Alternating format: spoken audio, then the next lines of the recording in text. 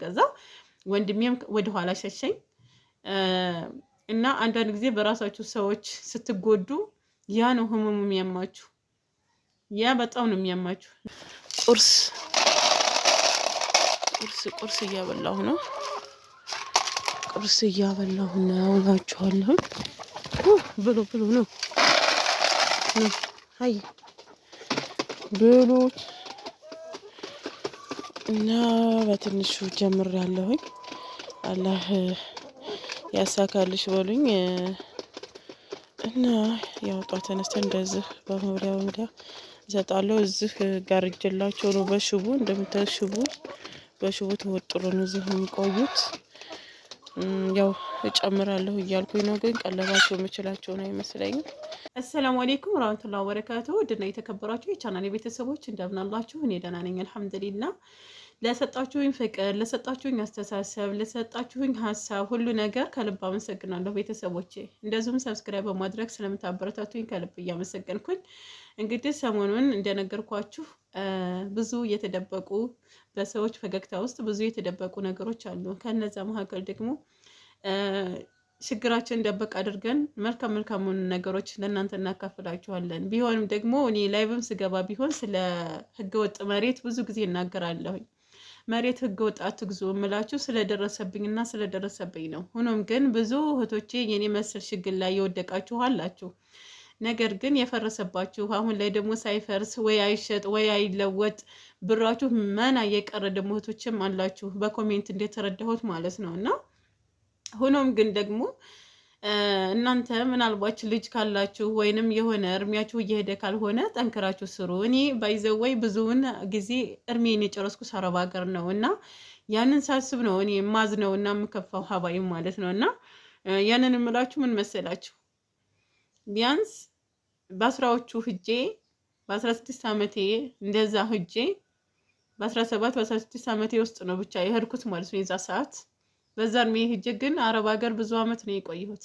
2013 የወጣሁኝ መስከረም ውስጥ የወጣሁኝ እንግዲህ እስካሁን ድረስ በስደት ነው ስመላለስ የነበረው ማለት ነው። እሰቡት እንግዲህ 10 ምናምን አመቱን ደግሞ ስደት አሳለፍኩት ማለት ነው። ያ ማለት ዋናው እርሜን በስደት ነው የጨረስኩት። 7ን ተምሬ ነው ወደ 8 እንዳለኩ ትቼው የሄድኩት 2013 ላይ እና ያንን ስላችሁ መቼም የኛን የድሮውን ትምህርት ታውቃላችሁ። በእርሚያችሁ አይደለም ትምህርት የምንገቡት እንዳሁኑ ልጆችና። ሆኖም ግን ያ ሁሉ እርሜን ለቤተሰብ የኖርኩት እዛ ላይ ደግሞ ለእኔ ሳልኖር በመቅረቴ እቆጫለሁኝ።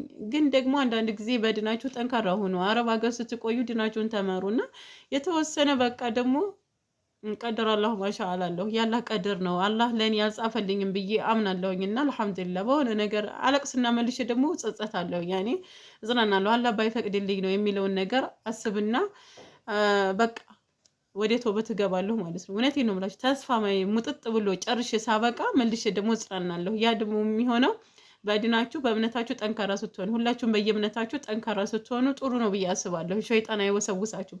ብዙ ሰዎች ራሳቸውን አጥፉ ራሳቸው እንደዚህ ሆኖ የሚባለው ሸይጣን ስለሚወሰውሳችሁ ነው። ሁለተኛ ደግሞ ቤተሰቦቻችን የሚገዙልን መሬት ምን እንደሆነ አያውቁም እና ወደፊት እመለስበታለሁ ስለ መሬት ምን አይነት መሬት መግዛት አለባችሁ፣ መሬት ምን አይነት ነው፣ የእርሻ መሬት ነው፣ የቦታ መሬት ነው፣ ጭጭሳ ነው፣ ምንድን ነው የሚለውን ወደፊት ቪዲዮ ሰራላችኋለሁ። ሆኖም ግን ህገወጥ መሬት ያላችሁ ሰዎች፣ ቤት የሰራችሁ ሰዎች ብዙ ወጭ ባታወጡ እመክራችኋለሁ።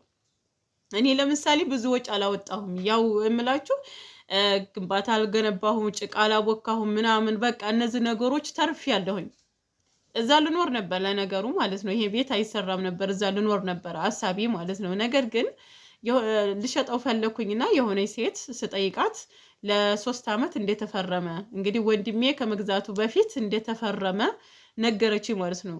አንቺ ልሸጭ ታስቢያለሽ እንዴ? ግን ተፈርመናል አለችኝ። ከፈረምን እኮ ቆይተናል። ይሄ መሬት መሸጥ መለወጥም አይቻልም፣ መንግስት በፈለገበት ሰዓት ይወስደዋል አለችኝ ማለት ነው። አሁን ግን እርሻችንን እያረስን እየበላን ነው አለችኝ ማለት ነው። ከዛ በቃ ነገሩ እንደተበላሸ ገባኝ። ሰዎቹን ብሬን እንዲመልሱልኝ በሰዓቱ ጠይቂያቸው ነበር። ምናልባት ያንን የገዛሁበትን ብር ቢመልሱልኝ በሰዓቱ ይገዛልኝ ነበር መልሼ ቦታና ቤቱን በነፃ አፈርሳለሁ። በቃ አሁን ልክ እንዳፈረሱ ቤቱን አፈርሳለሁ ብዬ ስለነበረ ሰዎቹም ብሩ እንዲመልሱልኝ ለምኛቸው ነበር። ሊመልሱልኝ አልፈለጉም። ወንድሜም ራቀኝ ማለት ነው። በወንድሜ ስም ነው የተገዛው። ወንድሜም ወደኋላ ሸሸኝ እና አንዳንድ ጊዜ በራሳችሁ ሰዎች ስትጎዱ ያ ነው ህመሙ የሚያማችሁ። ያ በጣም ነው የሚያማችሁ ልንገራችሁ። እና ብዙ ጓደኞቼ ብዙ ከኋላ የሄዱ ልጆች ተሳክቶላቸው 2-3 ቦታ እና ቤት ኑሯቸው ቤተሰቦቻቸውን ቀይረው ሳይ እኔ አሁን በቃ እኔ አሁን አረብ ሀገር እድሜን ጨርሼ ጊዜን ጨርሼ ለራሴ እንኳ ሳልሆን ስቀር አንዳንድ ጊዜ እናደዳለሁ። ሆኖም ግን አልሐምዱሊላህ እና ያ ቦታ እንደማይሸጥ እንደማይለወጥ አወኩኝ። ቁርጤ መጠበቅ ያለብኝ ቤቱ እስከሚፈርስ መጠበቅ ስለነበረ ቤቱ እስከሚፈርስ ጠበኩኝ። በቃ ተስፋ ስቆርጥ ተነስቼ ወደ አረብ ሀገር ሂጄ ይሄን ቤቴን ትንሽም ብትሆን ጨርሼ ተመለስኩኝ እላችኋለሁ። 2 ዓመት ሳልጨርሱ የመጣሁት በሰዓቱ ሲነግረኝ መስከረም ውስጥ ነው የነገረኝ። በቃ አይምሮዬ ቢዚ ሆነ፣ ስራ ልሰራ አልቻልኩም። ስለዚህ ሀገሬ መግባት አለብኝ ብዬ ሴትዬን ስነግራት ቲኬት ቆርጠውልኝ ላኩኝ። ጥቅምት ላይ ማለት ነው፣ ጥቅምት 5 ላይ ላኩኝ። አልሐምዱሊላህ እዚህ ከመጣሁ እንደውም ተረጋግቻለሁ፣ ደህና ነኝ። እና ብራችሁን አታባክኑ፣ ህገወጥ ነገር ላይ ገንዘባችሁን አታባክኑ። ሁለተኛ ደግሞ ስትገዙ አሳዩ። ባለሙያ አለ። 3000፣ 4000፣ 5000 ብር ከፍላችሁ አሳዩ። ዝም ብላችሁ አትስሩ። ህገወጥ መሬት ህገወጥ ነው። አንድ ቀን በቃ ኪሳራንን ማለት ነው። እና እኔ ራሱ ይሄ ቤቴ ራሱ ህጋዊ አይደለም። ይሄ ያለሁበት ቤት ህጋዊ አይደለም። ነገር ግን የይዞታ መሬት ስለሆነ በቃ ቢያንስ አትክልት ስላለ በአትክልቱ ካሳ ልናገኝ እንችላለን። ባለመሬት ስትሆኑና ገዝታችሁ ስትሆኑ ይለያያል። ሁለተኛ ደግሞ ከሃዲ ነው። ህዝቤ ከሃዲ ነው። በቃ ሰው ከሃዲ ነው። እኔ የግዥ የምገዙ ሰዎች ከኛ ስህተት ተማሩ። እኔ ለምሳሌ ከሰውየው አልገዛሁም። ከሰውየው ስላልገዛሁኝ ቆራርጦ ነው የሰጠኝ። ካሳ ራሱ ሲሰጠኝ ማለት ነው። ካሳው የገዛሁበትን ብር አልመለሰልኝ። መሬቱን የገዛሁበት ተውት። እንጨቱን፣ ቆርቆሮን፣ ቢስማሩን ለጉልበት የከፈልኩትን ያስጫንኩበትን ተውት። አሁን ያስጫንኩበትን ሳይሆን መጀመሪያ ሲጫን ማለት ነው። ያንን ተውት። በጣም ብዙ ነው የጎዳኝ። ያኔ ግን ያ የሆነው ደግሞ ወንድሜ ነው። ወንድሜ ራቀኝ። እኔ ወንድሜ ስለራቀኝ ተጎድቻለሁ።